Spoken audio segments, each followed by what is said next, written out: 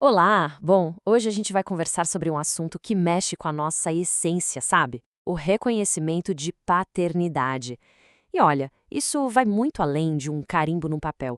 É uma verdadeira jornada em busca de identidade, de direitos e, no fim das contas, de ter uma história completa para contar.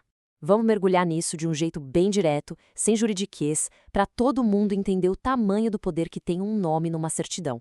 É, é exatamente isso. Tudo começa com essa ideia aqui. A gente não está falando de processos frios, de tribunais, nada disso. A gente está falando de pertencimento, do direito básico de saber de onde a gente veio, para poder entender para onde a gente vai, né? No fundo, é uma questão de justiça. Justiça com a própria história. Então vamos lá. Para começar, vamos pelo básico, que na verdade é a base de tudo, né? O que significa, na prática mesmo, ter a paternidade reconhecida? A gente vai ver como isso vai muito, mas muito além de só ter um sobrenome a mais. É algo que molda uma vida inteira. Olha só, a definição formal é essa aí, o ato legal que cria esse vínculo para a vida toda. Mas vamos pensar um pouco nas implicações disso? Porque não é só um nome no registro, de jeito nenhum. A gente está falando de coisas concretas como o convívio familiar, o direito de receber uma herança, o suporte da pensão alimentícia. Cada coisinha dessa sozinha já é uma baita mudança de vida. Beleza, mas e aí, como é que essa jornada acontece na prática? Não tem um caminho só, viu? A lei ela dá diferentes opções dependendo de cada caso. Vamos dar uma olhada, então, em quais são essas portas de entrada para o reconhecimento. Basicamente, a gente tem dois cenários bem diferentes. De um lado, está o mundo ideal, né? O reconhecimento voluntário. Aquele que vem do afeto, da consciência, do acordo. É quando o pai vai lá, por conta própria, e assume o seu papel. Agora, do outro lado, quando a conversa não rola, aí a justiça tem que entrar em campo para garantir que esse direito não seja simplesmente ignorado. E olha, as opções vão além do que a gente imagina, não é só o voluntário e o judicial. A lei pensa em situações bem mais complexas. Tem um reconhecimento pós-morte, por exemplo, que garante direitos mesmo depois que o pai já faleceu. E tem também o reconhecimento tardio, e esse mostra uma coisa muito poderosa sobre esse direito.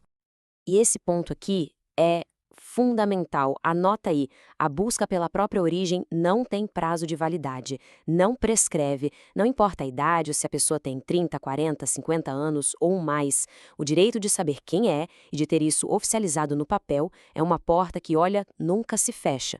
É uma busca que realmente vai além do tempo. Certo, a teoria tá clara, né? Mas e na prática? Como é que a gente tira esse direito do papel e transforma em realidade? Bom, agora a gente vai para o guia, para o passo a passo de como navegar nesse processo tudo.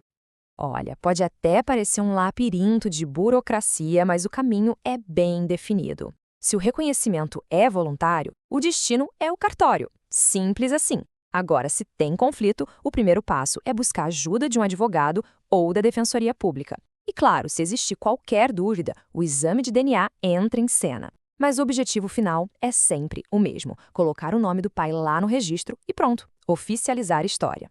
Mas e se o caminho tiver um bloqueio? E se a porta do diálogo simplesmente fechar? Agora a gente entra num dos cenários mais complicados e, infelizmente, bem comuns: a recusa do pai. O que a lei faz quando um lado simplesmente diz não? Pois é, essa é a grande questão. É o medo que muita gente tem. E se ele não quiser? Bom, a resposta da justiça para isso é uma ferramenta bem poderosa e direta chamada ação de investigação de paternidade. É, basicamente, o jeito que a lei tem de ir atrás da verdade quando ela não aparece de boa vontade. E no centro dessa ação judicial, o que a gente tem? A ciência. E a ciência traz um número. Esse número aí, 99,9%. Essa é a precisão de um teste de DNA. Quer dizer, contra um fato desses, contra a biologia, não tem muito o que argumentar, né? É a ferramenta que acaba com qualquer dúvida.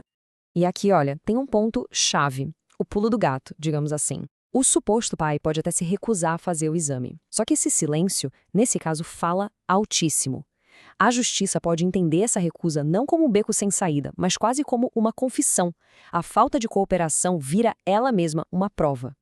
O que nos leva a esse princípio básico, né? Pode até soar como clichê, mas nesse contexto é a mais pura verdade. Um vínculo biológico cria responsabilidades. Ponto. E elas não podem ser simplesmente jogadas de lado por uma decisão pessoal. A lei está aí exatamente para isso, para garantir que essa responsabilidade seja cumprida. Ok, depois dessa jornada toda, superando os obstáculos, a gente chega na parte boa. O que muda na vida real quando a paternidade finalmente é reconhecida? Vamos ver quais são os direitos que são literalmente desbloqueados. E com o reconhecimento vem o que a fonte chama de combo completo de direitos. E olha, não é exagero nenhum. A gente está falando de segurança financeira com a pensão, de justiça na hora da herança e, talvez o mais importante de tudo, a oficialização do direito de poder construir uma relação, de ter convívio familiar. É muita coisa. Bom, e agora para a gente ir fechando, vamos dar um passo para trás. Deixar um pouco de lado os artigos de lei, os processos, e voltar lá para o comecinho, para o significado humano que existe por trás de tudo isso. Porque, no fim do dia, a mensagem principal é essa. A busca pelo reconhecimento de paternidade vai muito além de procurar um direito na lei. É sobre encontrar aquela peça que falta no quebra-cabeça da nossa própria identidade, sabe? É sobre ter a nossa história, a nossa origem finalmente contada por inteiro. E é por isso que a gente termina com essa reflexão. O que significa existir por completo? Ter um nome, uma certidão, uma origem reconhecida pela lei? Claro que isso não é a resposta para tudo, mas sem a menor dúvida é uma parte essencial dessa resposta. É o direito fundamental de ser, por inteiro,